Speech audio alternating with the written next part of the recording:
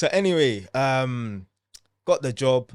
So let's say the job interview was, I don't know, end of November, and I ended up starting on like the 1st of December or the 5th of December, and that's so just after like a week or Okay, so. cool. So, all right then. So you got the job. Mm. Now I want to know, working with your first Yeah. electrician who's meant to teach you the trade, how did that go? What was his attitude towards you? So, and what was your attitude towards him? Yeah, this guy was a big guy. Yeah. Yeah. And there's certain people, they're big, but they're small on the inside. Yeah. So anyway, he was very like timid and that around one of the managers and that. So I was just like, okay, cool. I ain't gonna have no problems with this guy or whatever, innit? But as soon as we jumped in the van, it's like his whole demeanor switched. Cool, whatever, innit? Boom. I remember the first job I ever went to was on Gladstone Road in Wood Green. Went there, done some work or whatever, innit? And I remember he said to me, yeah, I need you to grab the ladder and the toolbox. I was like, all right, cool. But then he was just carrying a back box and a socket. So I'm like, what? Hold on a minute. This guy is massive. He's big as well. Split the load and that. So anyway, boom, left it. So anyway, that was happening for the next day or so. And I remember I went home and my mum's friend, female, came over. It's me, my mum, my stepdad, and my mum's friend in the kitchen. And they were asking, like, how's the apprenticeship going? I was like, yeah, it's cool now, but this is the issue or whatever, innit? And then them being women, they were like, oh, no, this is unacceptable. Yeah. My stepdad said, listen, yeah, when you're the apprentice, you're the dog's body, which means you do all the crap jobs.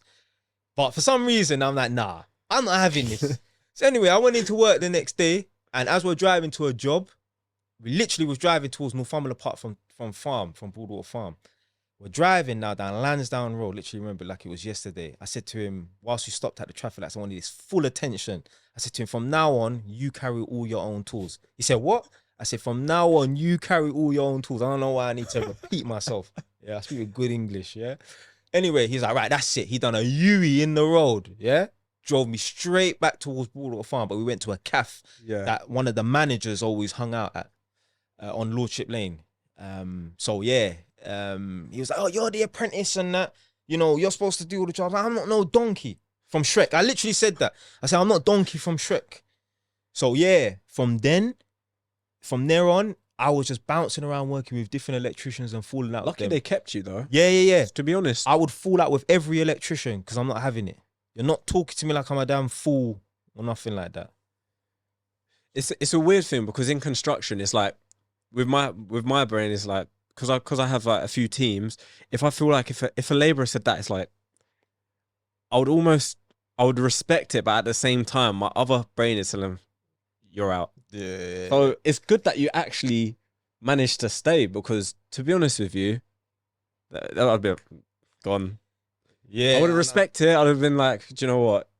But because of that altercation, and you know how cliquey sometimes construction, you know how it is with the trades, no one would want you. You'd be the hot boy. No one wants to keep you in their van.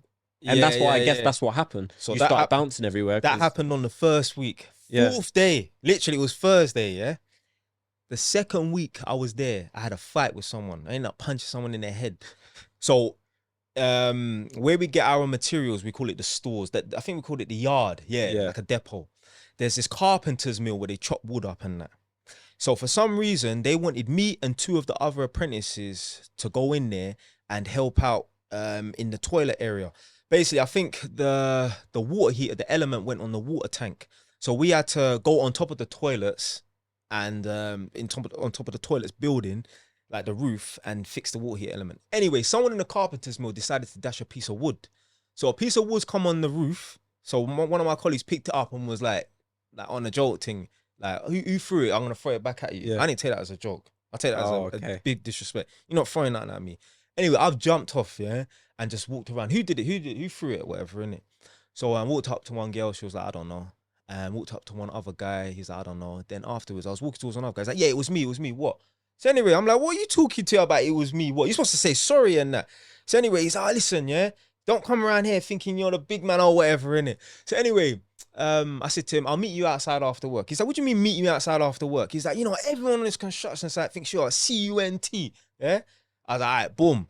Anyway, I can't remember what happened. Next thing I know, how old was this guy? Sorry. So he was about 26. I was 19. Yeah. Okay.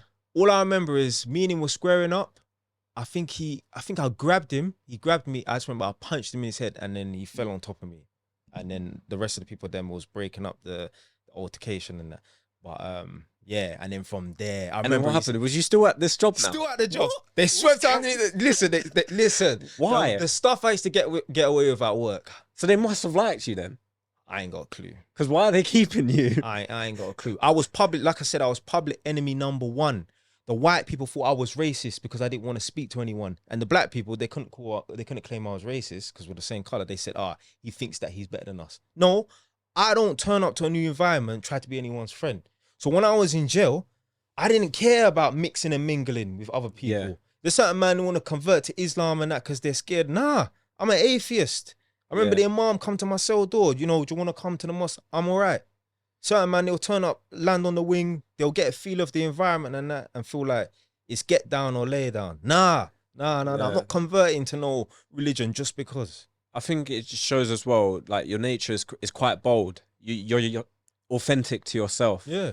Which like I respect and I rate, because there's a lot of people that, you know, they're kind of like chameleons. You know, they will shift the way they are in certain environments, which it is a skill in a professional environment. Yeah. But when it comes to like truly yourself, then there has to be that split between like, you know, professionalism, but then also like being true to yourself. Yeah.